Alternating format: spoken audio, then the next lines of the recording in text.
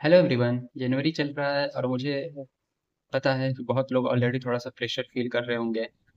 या कुछ लोग ये भी सोच रहे हैं कि सब पक्का चेंज करना है। कुछ लोग ये भी सोच रहे होंगे कि जनवरी भी निकल रहा है, शायद मैं ऑलरेडी लेट हो गया। Let me be clear, very clear. अब बिल्कुल लेट नहीं हो। ईयर अपने आप रिसेट नहीं होता है। By how you change yourself, by how you improve yourself. जनवरी कोई मैजिक बटन नहीं है कि आप बटन प्रेस करेंगे और आप चेंज हो जाएंगे। और ना ही आपको अपनी पूरी लाइफ को एक साथ बदलने की जरूरत है। It is very much important. अब तक जो हुआ है सब वेस्ट हो गया, बिल्कुल नहीं। आपको सिर्फ 15 दिन का एक सिंपल सिस्टम चाहिए, बस बिग गोल्स नहीं, स्मॉल हैबिट्स।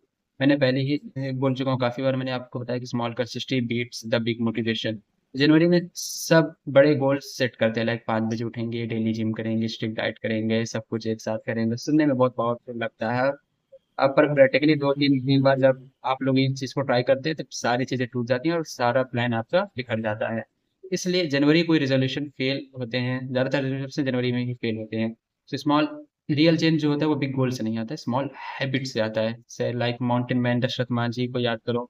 छोटा सा हैमर था पर डेली कंसिस्टेंसी ने पूरा माउंटेन को बदल दिया, पूरा पहाड़ तोड़ दिया। तो बट हैबिट की साइज की नहीं होती है, बात होती है कि डेली फॉलो करने की।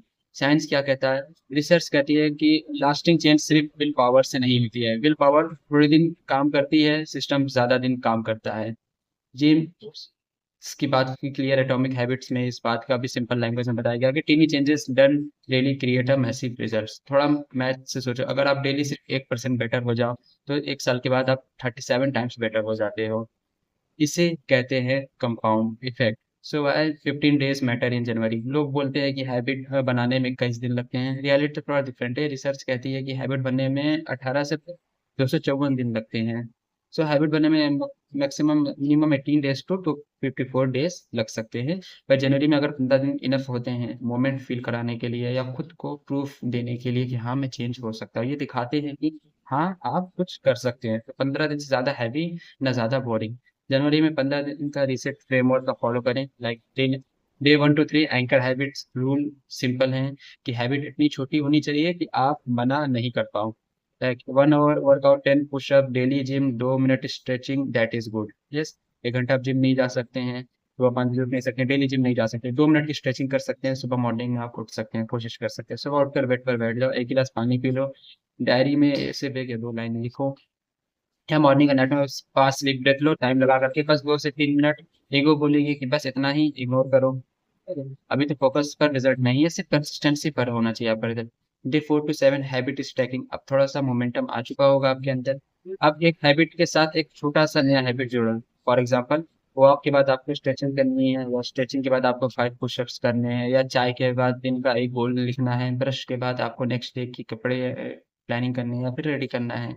ओके, लंच के बाद आप 2 मिनट वॉक करेंगे, इसका फायदे हो सकते हैं, बहुत सारे बेनिफिट हैं, है ना।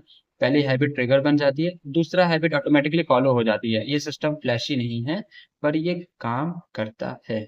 जनवरी का गोल परफेक्ट बनना नहीं, जनवरी का गोल स्टार्ट करना और स्टिक रहना है। Small habit, simple system, quite consistency, और इसी तरह रियल चेंज बनता है without pressure, without burnout. So आप इसको ट्राई करो। After 15 days we will meet again and we will get together, know more about it. Thank you so much. Bye bye.